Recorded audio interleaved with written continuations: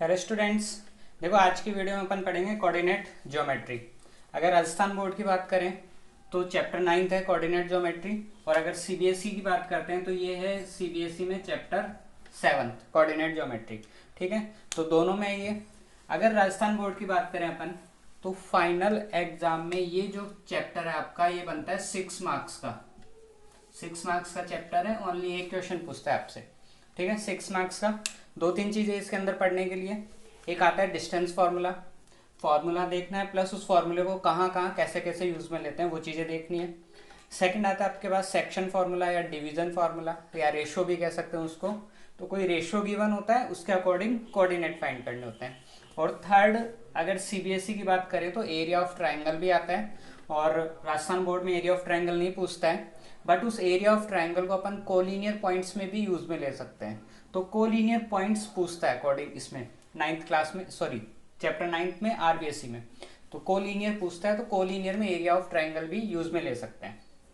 तो देखो, first of all distance formula अपन देखते हैं क्या होता है। डिस्टेंस फार्मूला कैसे यूज में लेना होता है। तो देखो, अगर कोऑर्डिनेट ज्योमेट्री की बात करें, कोऑर्डिनेट ज्योमेट्री मतलब जैसे आपने ग्राफ पढ़ा है, तो कोई भी पॉइंट कैसे डिनोट करते हैं, उसके कोऑर्डिनेट गिवन होता है। जैसे 3 और 4, तो ये तो x की वैल्यू होती है, ये y की वैल्यू होती है। तो यही होते हैं कोऑर्डिनेट, x और y की फॉर्मेट में किसी भी पॉइंट को शो करना, वो होता है कोऑर्डिनेट x एंड y। जैसे ग्राफ बनाते हैं, ये हो गया आपका ग्राफ, यहाँ पे पॉइंट A है, ये 3 4 पे बना हुआ है, तो A के कोऑर्डिनेट हो गए 3 4। ऐसे ही और कुछ बना हुआ है तो वो सारे के सारे कोऑर्डिनेट हो गए, जैसे ग्राफ में शो करते हैं। तो देखो, डिस्टेंस फार्मूला कैसे यूज में लेना है। मान लेते हैं आपके पास दो पॉइंट है, पॉइंट ए, इसके कोऑर्डिनेट हो गए x1 y1, first value always x होती है, सेकंड y होती है। और दूसरा पॉइंट है बी, इसके कोऑर्डिनेट हो गए x2 and y2। Okay, x1 y1 x2 y2। अब आपको क्या करना है, इन दोनों पॉइंट के बीच की डिस्टेंस फाइंड करनी है कि पॉइंट ए और बी के बीच में डिस्टेंस कितनी है। तो उसके लिए अपन यूज में लेते हैं distance formula. A B equals to x2 minus x1 whole square plus y2 minus y1 whole square. ये हो गया फॉर्मूला आपका, A B equal to x2 minus x1 whole square plus y2 minus y1 whole square. ठीक है, यहाँ से आपके दोनों पॉइंट के बीच की जो डिस्टेंस होगी वो डिस्टेंस आप यहाँ से फाइंड कर सकते हैं। सेकंड थिंग, देखो इसको x1 minus x2 whole square लिख सकते हो, इसको y1 minus y2 whole square लिख सकते हो। बस सिर्फ इतना सा ध्यान रखना आपको, दोनों तरफ सेम चीज रहे। जैसे x2 में से x1 माइनस किया तो यहाँ y2 में से y1 को माइनस करेंगे। ऐसा नहीं यहाँ आप x2 माइनस x1 कर रहे हैं, यहाँ y1 माइनस y2। या तो दोनों तरफ x1 minus x2 y1 minus y2 कर दो, या x2 minus x1 y2 minus y1 कर दो। दोनों x एक साथ है, दोनों y एक साथ है। तो ये तो हो गया दो पॉइंट के बीच का डिस्टेंस फाइंड करने का फॉर्मूला। ठीक है, अब एग्जाम ये जो क्वेश्चन बनते हैं अपने, क्वेश्चन में कैसे कैसे पूछ सकता है या ये फॉर्मूला कहाँ कहाँ यूज में आ सकता है। एक तो आपके पास डायरेक्ट क्वेश्चन आ सकता है, डिस्टेंस फाइंड कर लो। ठीक है, एक आपसे पूछता है कोलिनियर के बारे में, या तो डिस्टेंस फाइंड करने के लिए बोल दिया तो डायरेक्ट निकाल ही लेंगे।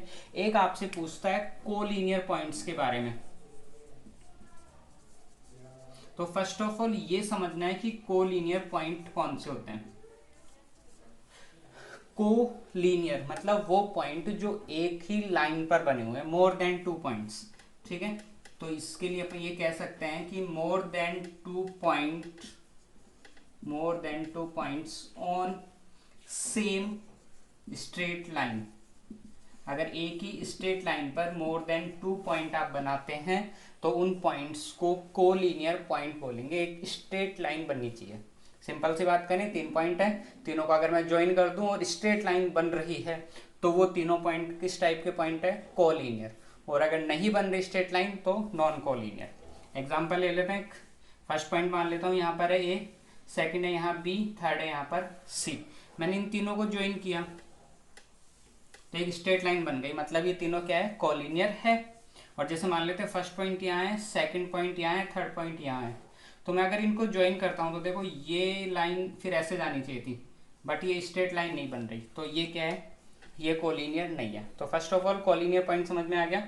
कोलिनियर पॉइंट कौन से होते हैं, मोर देन 2 पॉइंट्स, दो से ज्यादा पॉइंट अगर एक ही स्ट्रेट लाइन पर बने हुए हैं तो उनको बोलते हैं कोलिनियर पॉइंट। अब क्वेश्चन क्या पूछता है, क्वेश्चन आपसे पूछता है कि मतलब कोई 3 पॉइंट कोऑर्डिनेट गिवन है, ए x1 y1, B x2 y2, सी x3 y3, ऐसे 3 कोऑर्डिनेट गिवन है।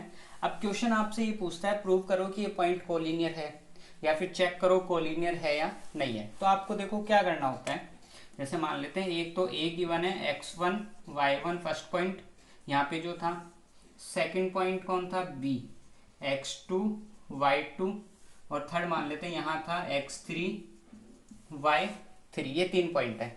अब अगर आपको इसको चेक करना है ये कोलिनियर है या नहीं है, तो 2 मेथड है, एक तो डिस्टेंस फार्मूला से और एक एरिया वाले से। एरिया वाला जब एरिया पढ़ेंगे तब बता देंगे। तो डिस्टेंस फार्मूला से कैसे निकालेंगे, देखो ए से लेकर बी तक की डिस्टेंस निकाल लो, फार्मूला है अपने पास।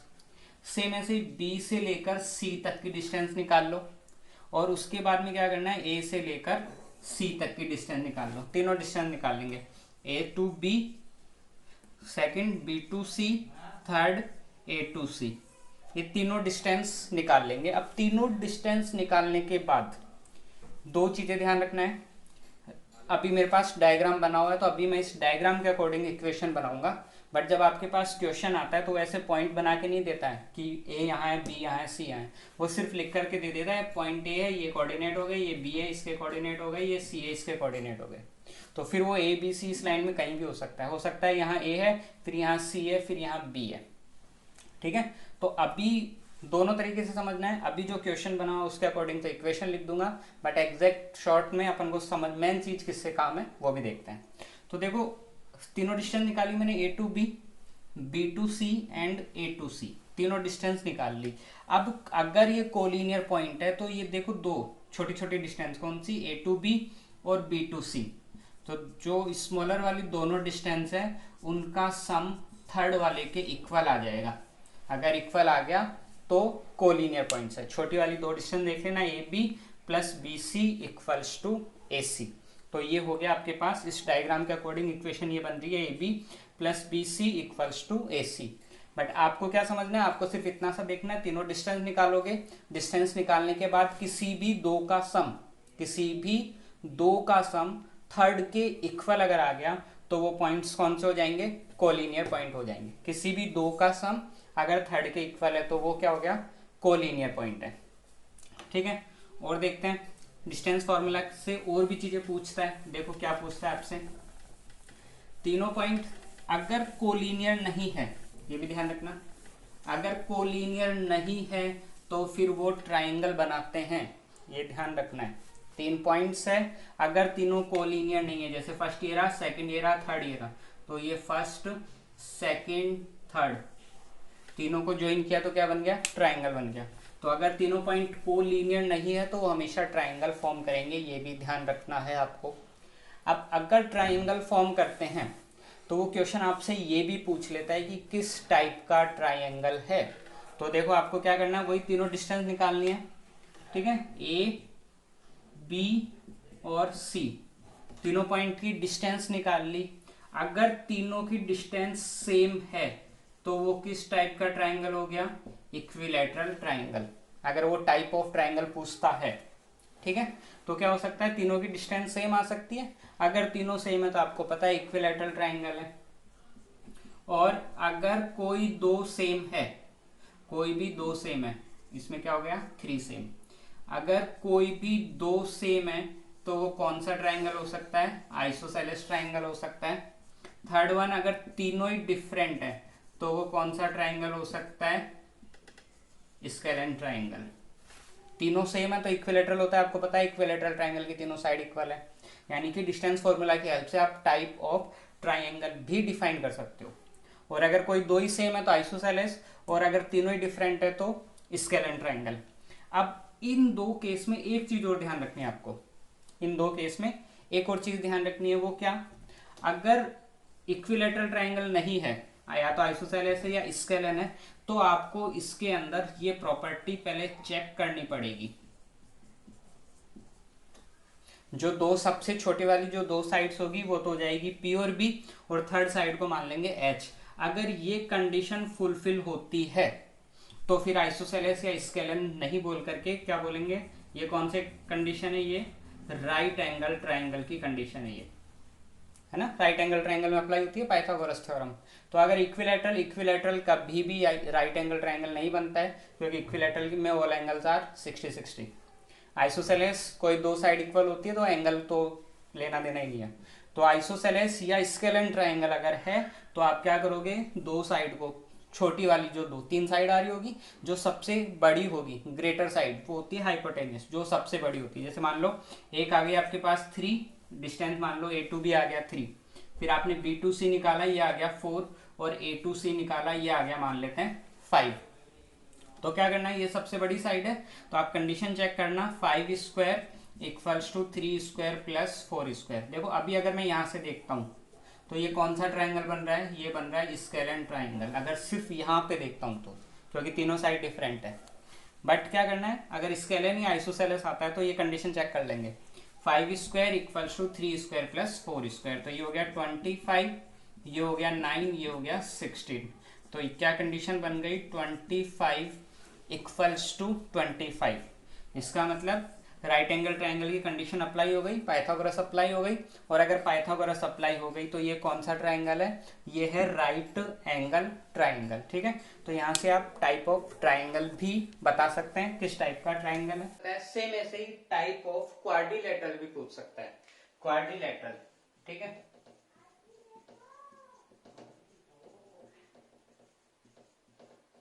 ऐसे ही टाइप ऑफ क्वाड्रिलेटरल भी पूछ सकता है। तो क्वाड्रिलेटरल में कितनी 4 साइड्स हो गई, मतलब आपके पास 4 वर्टेक्स गिवन होंगे, A B C and D, 4 vertex given होंगे। A1 ए का मान लेते हैं अपन x1 y1, बी के कोऑर्डिनेट मान लेते हैं x2 y2, सी के कोऑर्डिनेट मान लेते हैं x3 y3 एंड डी के कोऑर्डिनेट मान लेते हैं x4 y4, ठीक है।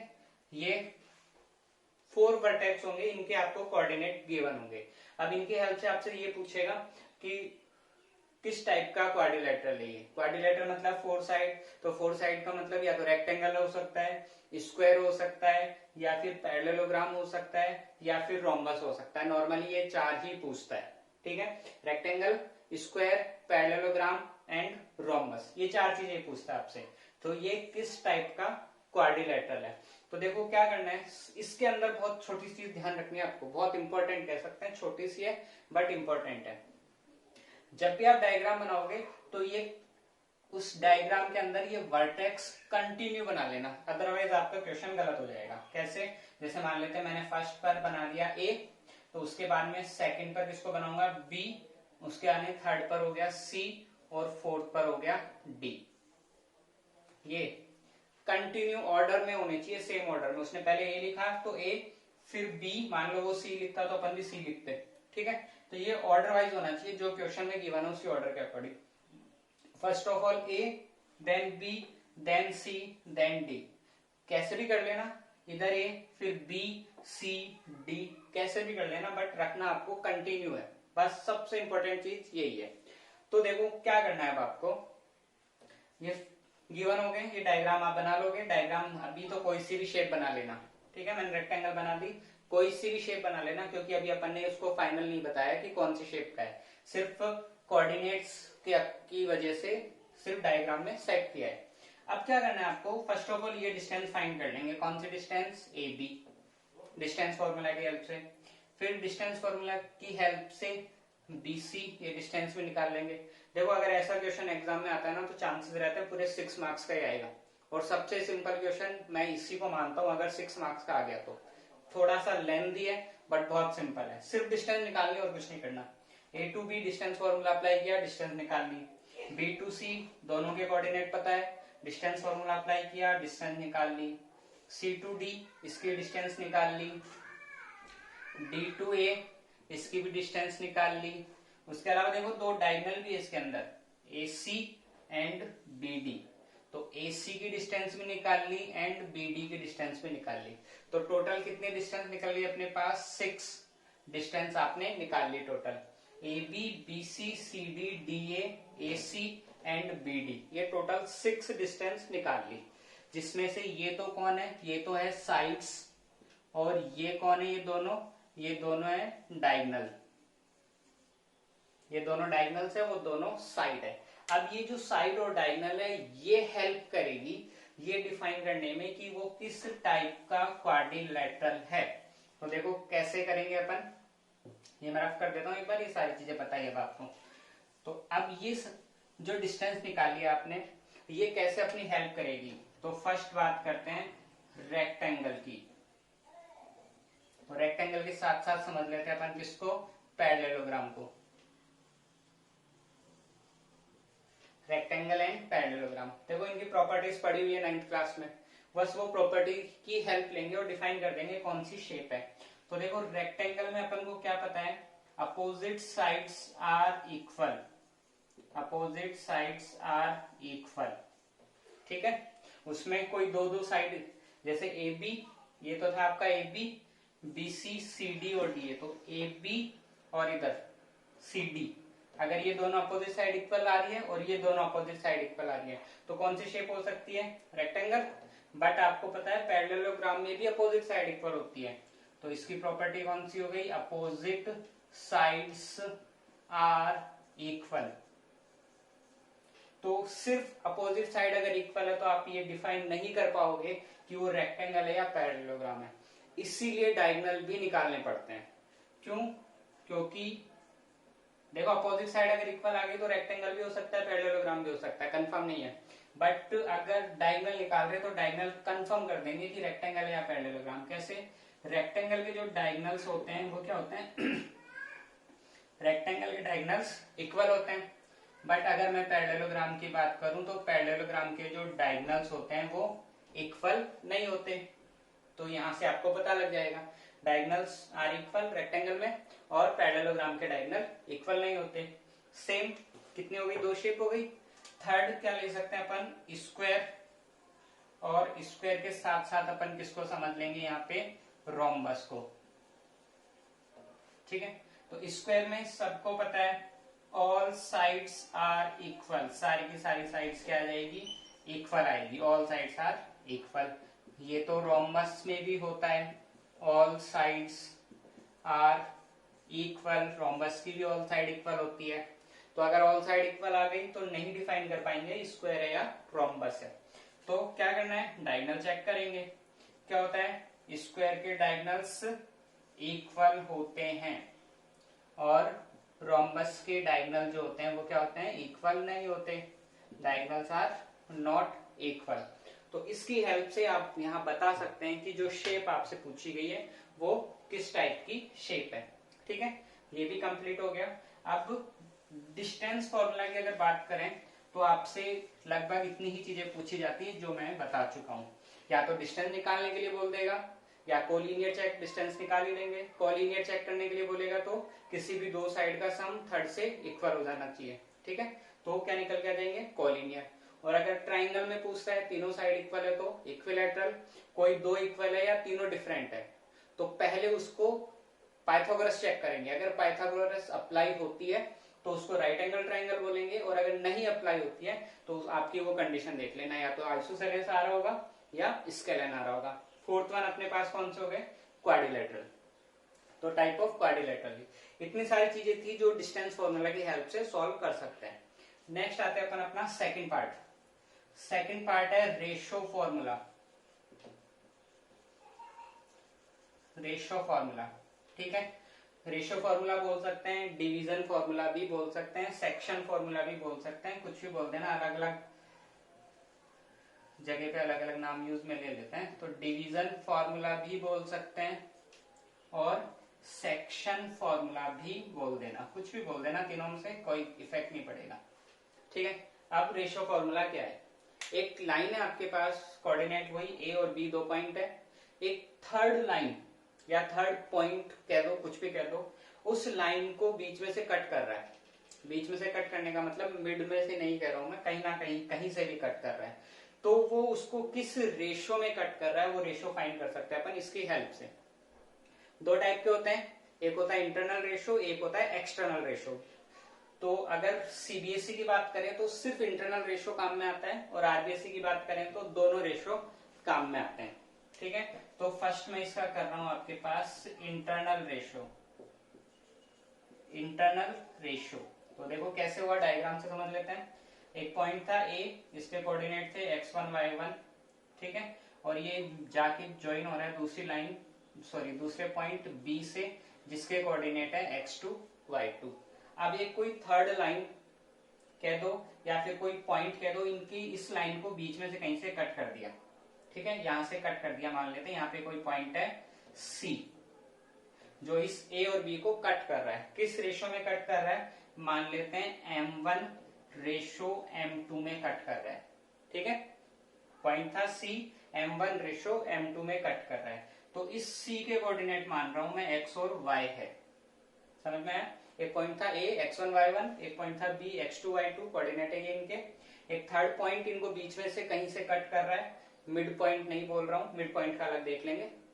तो यहाँ कहीं से कट कर रहा है और जहां से कट कर रहा है वहां से रेशियो है आपके पास M1:M2, M1:M2। तो ये जो पॉइंट C है इसके कोऑर्डिनेट x और y कैसे फाइंड करते हैं, तो x फाइंड करने का फॉर्मूला अपने पास M1, x फाइंड कर रहे हैं तो M1 इंटू x2, बस क्रॉस मल्टीप्लाई में कर दो, हो गया काम। M1 into x2 plus M2 into x1, M1 x2 plus M2 x1 upon M1 plus M2। ये तो बन गया x फाइंड करने का फॉर्मूला। ऐसे अगर y फाइंड करना है तो y का बन जाएगा M1 y2 plus M2 y1 upon M1 plus M2, ठीक है, ये हो गया y का। कौन सा था ये, इंटरनल रेशो। ऐसे ही अगर एक्सटर्नल रेशो लिखा हुआ मिल जाता आपको, डायग्राम नहीं मिलेंगे, ध्यान रखना है डायग्राम नहीं मिलेंगे। एनसीईआरटी वालों के लिए तो सारा इंटरनल रेशो ही है, बट राजस्थान बोर्ड में इंटरनल भी है एक्सटर्नल भी है। तो आपको क्वेश्चन में लिखा हुआ मिलेगा कि इंटरनल डिवीजन है या एक्सटर्नल डिवीजन है, वो क्वेश्चन में लिखा हुआ मिलेगा। अगर नहीं लिखा हुआ है कि इंटरनल है या एक्सटर्नल है तो बाय डिफॉल्ट जिसको यूज में लेते हैं वो है अपना इंटरनल रेशो।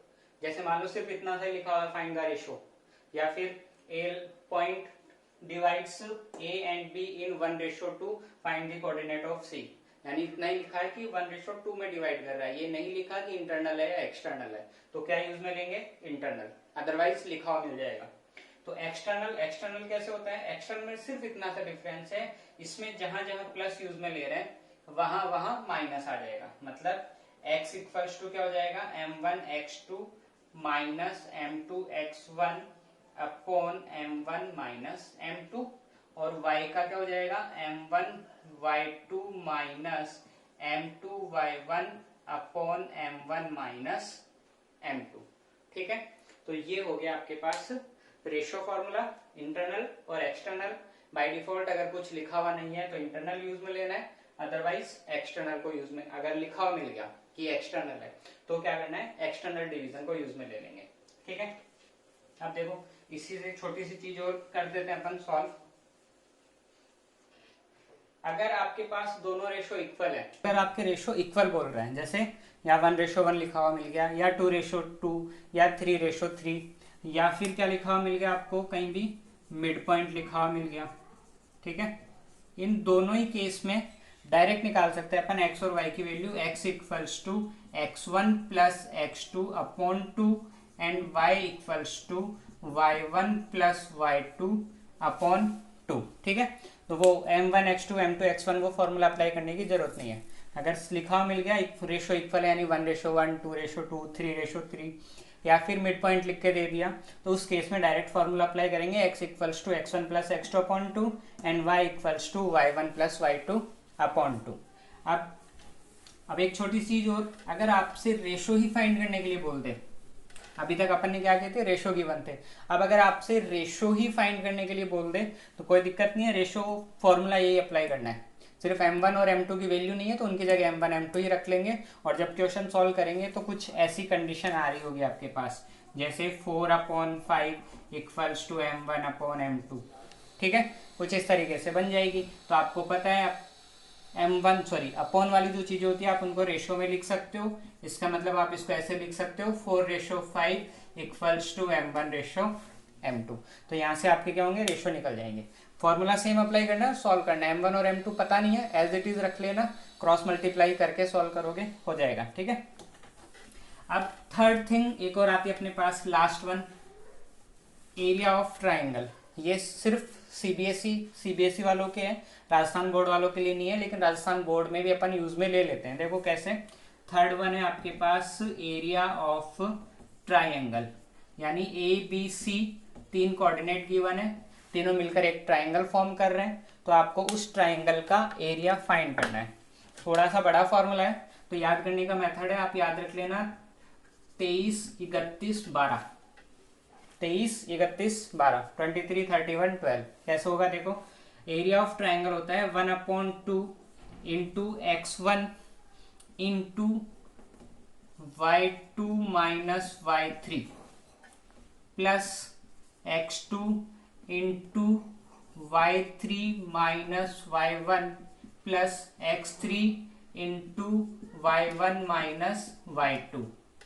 ये हो गया एरिया ऑफ ट्राइंगल फाइंड करने का फॉर्मूला। हाफ इंटू, देखो x कंटिन्यू आ रहे हैं, x1 x2 x3, ये कंटिन्यू चल रहा है, x1 x2 x3, अंदर की वैल्यूज यहाँ से याद हो जाएगी, 23, 31, 12, 23 मतलब y2 minus y3, 31 y3 minus y1, 12 y1 minus y2। तो यहाँ से आप एरिया ऑफ ट्राइंगल फाइंड कर सकते हैं, ठीक है। और इसी चीज को कोलिनियर में भी यूज में ले सकते हैं। कोलिनियर में देखो कैसे यूज में लेंगे, आप कोलिनियर पूछता है, 3 पॉइंट है, कोऑर्डिनेट गिवन है, अगर आपसे पूछता है कोलिनियर है तो क्या करना है, सेम फॉर्मूला भी अप्लाई कर सकते हो। अगर वो कोलिनियर होंगे तो इसका आंसर 0 आ जाएगा, और अगर कोलिनियर नहीं होगा तो आंसर 0 नहीं आकर के कुछ भी आ जाएगा। ये चीज समझ में आई।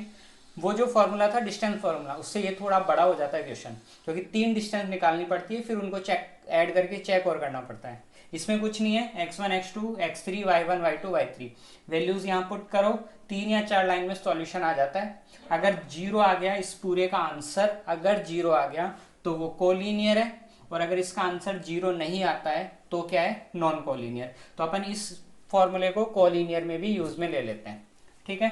तो ये 3 ही चीजें थी आपके पास कोऑर्डिनेट ज्योमेट्री में, कंप्लीट है। अब 1-2 छोटी मोटी चीजें और जो यूज में आ जाती है, या फिर क्वेश्चन में कह देता है वो, तो आपको यहाँ से ध्यान रखना होगा। देखो एक तो वो कह देता है सिर्फ एनी पॉइंट, कोई भी एक पॉइंट है, वो कहाँ पर है, एक्स एक्सिस पर है, ठीक है। Point A is on x axis, इसका मतलब ये हो गया कि ए, जैसे मान लेते हैं कोई पॉइंट था ए के लिए बता दिया ए इज ऑन एक्स एक्सिस, तो जब भी आपको लिखा हुआ मिल गया एक्स एक्सिस, इसका मतलब ये है कि आपको कोऑर्डिनेट पता है उस पॉइंट के, ठीक है। ए इज ऑन एक्स एक्सिस, तो आपको इसके कोऑर्डिनेट पता है x0। अगर मैंने लिखा मान लो ए इज ऑन वाई एक्सिस, इसका मतलब ये हो गया कि आपको इसके कोऑर्डिनेट भी पता है, क्या हो जाएंगे, 0 y, क्योंकि फर्स्ट वैल्यू x की होती है तो x0, और ये y पर है, सेकंड वैल्यू y की होती है 0 y। ये 2 चीजें ध्यान रखना।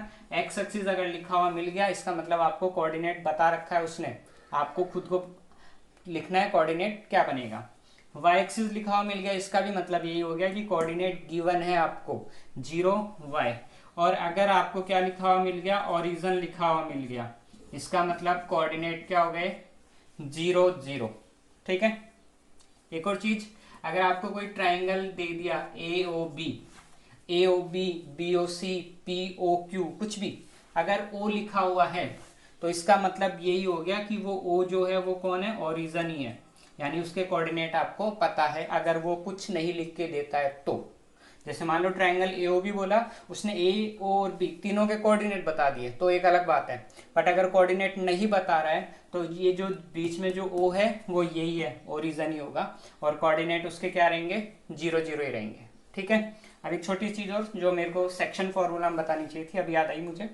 तो देखो सेक्शन फॉर्मूला जब भी यूज में लेंगे ना, अगर आपको रेशो ही फाइंड करने के लिए बोल दे, रेशो फाइंड करने के लिए बोल दे, तो देखो क्या केस बनेगा, एक पॉइंट यहाँ पे होंगे, कोऑर्डिनेट गिवन होंगे, जैसे मान लेते हैं ए हो गया 3 4, बाकी तो जब क्वेश्चन करेंगे थोड़ा अच्छे समझ में आ जाएगा।